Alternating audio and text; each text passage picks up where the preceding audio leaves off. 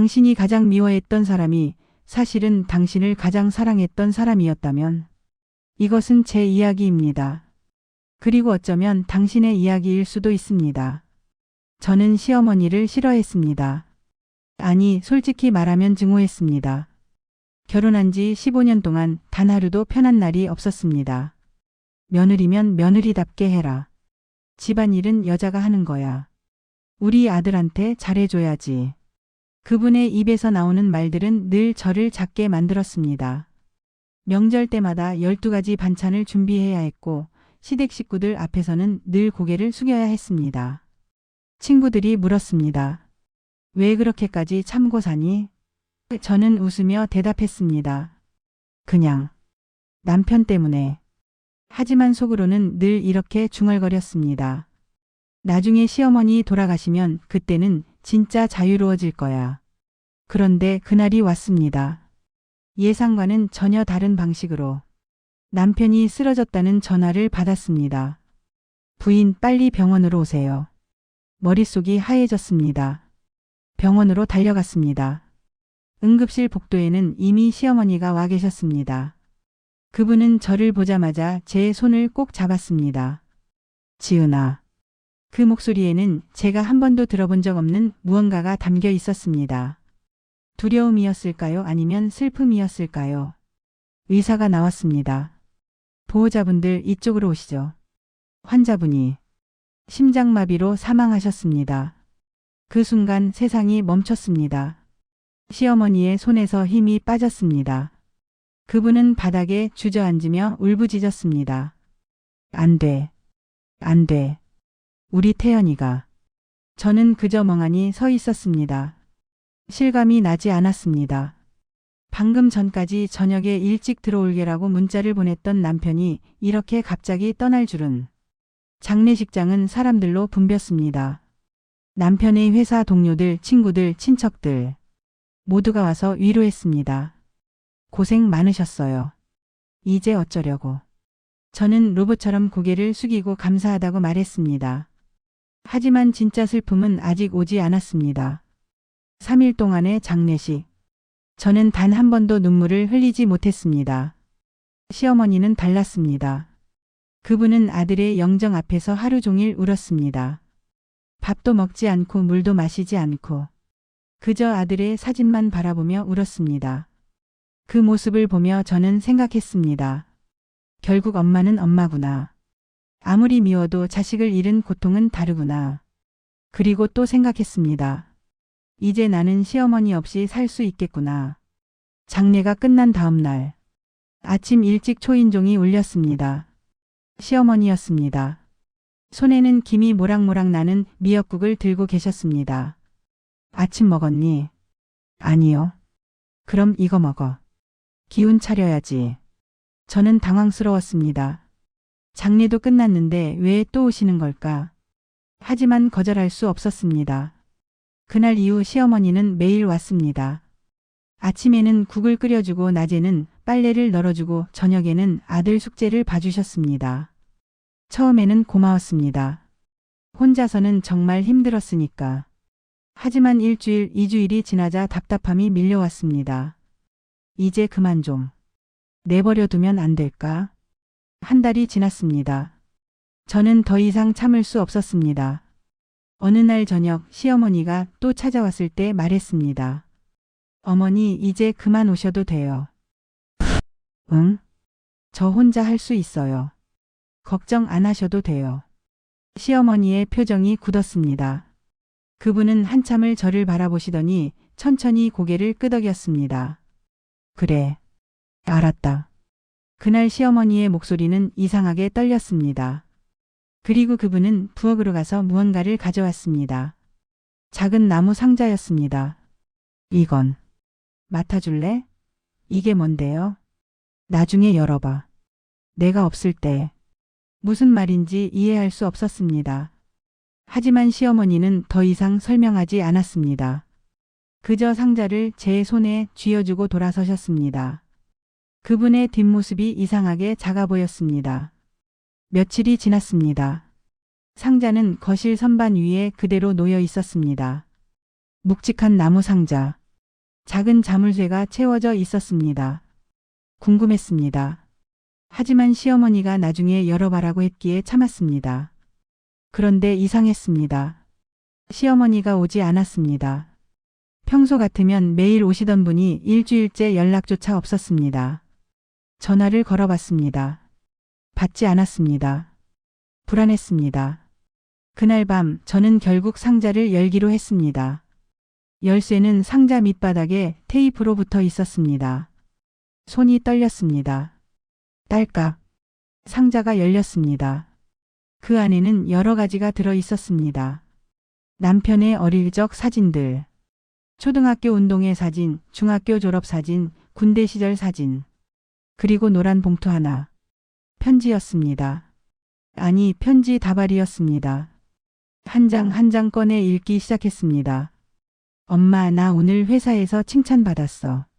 엄마, 지은이가 오늘 웃더라. 오랜만이야. 엄마, 나 요즘 좀 힘들어. 하지만 지은이한테는 말 못하겠어. 남편이 시어머니에게 쓴 편지들이었습니다. 마지막 편지의 날짜는 3년 전이었습니다. 그리고 그 밑에 한 장의 종이가 더 있었습니다. 진단서였습니다. 악성 혈액암 말기 진단. 환자명 김태연. 날짜 2020년 3월 12일. 손에서 종이가 떨어졌습니다. 숨이 막혔습니다. 3년 전? 남편이 3년 전부터 암이었다고? 그런데 왜 저는 몰랐을까? 왜 남편은 말하지 않았을까? 다시 상자를 뒤졌습니다. 그 안에는 병원 진료 기록들이 가득했습니다. 항암 치료 일정표, 약 처방전, 그리고 남편이 시어머니에게 쓴 마지막 쪽지. 엄마, 지은이한테는 절대 말하지 마. 지은이가 걱정할까봐 무서워. 나는 괜찮아. 엄마만 알고 있어줘. 그리고 엄마, 내가 없어도 지은이 잘 부탁해. 눈물이 쏟아졌습니다. 그제야 모든 것이 이해됐습니다. 3년 전 시어머니가 갑자기 자주 오기 시작한 이유. 남편이 자주 출장을 간다고 했던 이유. 시어머니가 유독 제게 집안일을 많이 시켰던 이유. 며느리답게 해라는 말의 진짜 의미. 그분은 저를 괴롭힌 게 아니었습니다. 남편이 없어도 제가 혼자 살아갈 수 있도록 미리 준비시켰던 것입니다. 그날 밤 저는 시어머니에게 전화를 걸었습니다. 한참을 울다가 겨우 말했습니다. 어머니, 상자 열었어요. 시어머니는 한참 동안 아무 말이 없었습니다. 그리고 조용히 말했습니다. 그랬구나. 어머니, 왜 저한테 말씀 안 하셨어요? 내가 알면 힘들까봐. 내가 우리 태연이 걱정하면 그 애가 더 아플까봐. 그래서 내가 대신 욕을 먹었어. 내가 나를 미워하는 게 나았어. 그래야 내가 태연이한테만 집중할 수 있으니까. 목소리가 떨렸습니다. 우리 태연이가 끝까지 내 걱정만 하더라. 엄마, 지은이 힘들지 않게 해줘요. 지은이는 약해요. 나 없으면 힘들어할 거예요. 그래서 내가 약속했지. 내가 대신 너를 지켜주겠다고. 저는 바닥에 주저앉았습니다. 가슴이 너무 아팠습니다. 숨을 쉴 수가 없었습니다. 어머니, 죄송해요. 제가 몰랐어요. 괜찮아. 나는 괜찮았어. 너만 괜찮으면 됐어. 전화를 끊고 한참을 울었습니다. 그날 밤 저는 처음으로 남편의 죽음을 온전히 받아들였습니다. 다음 날 아침 시어머니 댁으로 달려갔습니다. 문을 두드렸습니다. 응답이 없었습니다. 다시 두드렸습니다. 여전히 응답이 없었습니다. 이상한 예감이 들었습니다. 비밀번호를 눌러 문을 열었습니다. 거실에 시어머니가 소파에 누워 계셨습니다. 어머니, 달려갔습니다. 하지만 그분은 이미 차가워져 있었습니다. 119를 불렀습니다. 응급대원이 말했습니다. 돌아가신 지 몇 시간 된 것 같습니다. 심장마비로 추정됩니다. 그날 저는 무너졌습니다.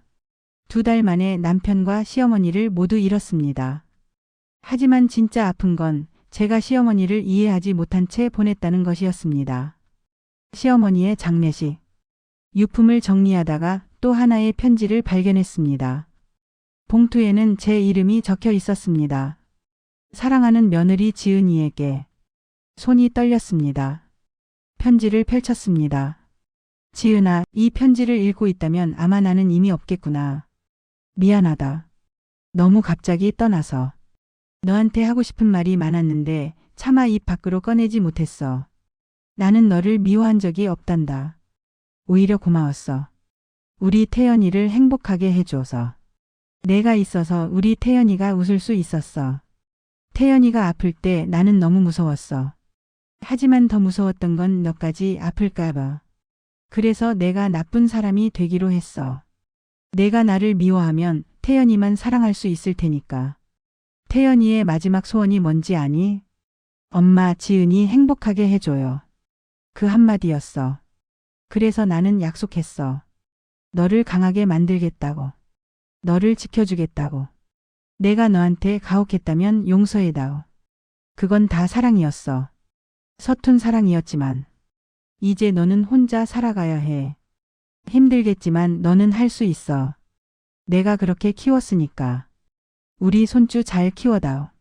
그리고 가끔 나를 생각해줘. 나쁜 시어머니로 기억하지 말고 너를 사랑했던 또 하나의 엄마로 기억해줘. 사랑한다, 지은아. 어머니가. 편지를 읽고 또 읽었습니다. 눈물이 멈추지 않았습니다. 이제야 알았습니다. 시어머니는 제 적이 아니었습니다. 제 편이었습니다. 세상에서 가장 서툰 방식으로 저를 사랑했던 사람이었습니다. 그날 이후 저는 매일 시어머니가 앉으시던 식탁 자리를 비워둡니다. 그분의 밥그릇도 그대로 놓아둡니다. 아들이 물었습니다. 엄마, 왜 할머니 자리를 치우지 않아요? 저는 웃으며 대답했습니다. 할머니가 아직 우리 곁에 계시니까. 이제는 압니다. 사랑은 때로 미움처럼 보일 수 있다는 것을. 가혹함이 때로는 가장 큰 사랑이라는 것을. 시어머니는 제게 말했습니다. 며느리답게 해라. 하지만 그 말의 진짜 뜻은 이것이었습니다.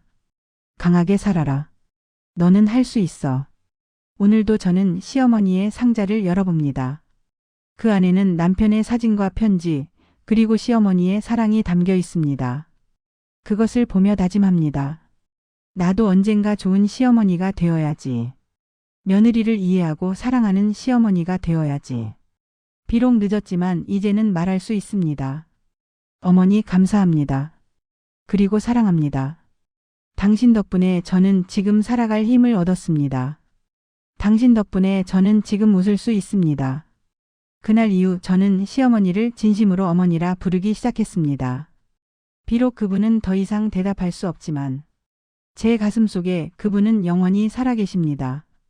때로는 우리가 가장 미워하는 사람이 사실은 우리를 가장 사랑하는 사람일 수 있습니다. 그저 표현이 서툴 뿐, 그저 방법이 다를 뿐. 이 이야기를 듣는 당신에게 묻습니다. 당신 곁에도 그런 사람이 있지 않나요? 너무 늦기 전에 그 사람을 이해해 보세요. 너무 늦기 전에 그 사람을 사랑해 보세요. 상자를 열기 전에는 알 수 없는 것들이 있습니다. 하지만 열고 나면 모든 것이 달라 보입니다. 이것이 제 이야기입니다. 그리고 어쩌면 당신의 이야기이기도 합니다. 여러분도 공감이 되셨나요? 구독, 좋아요는 제게 큰 힘이 됩니다.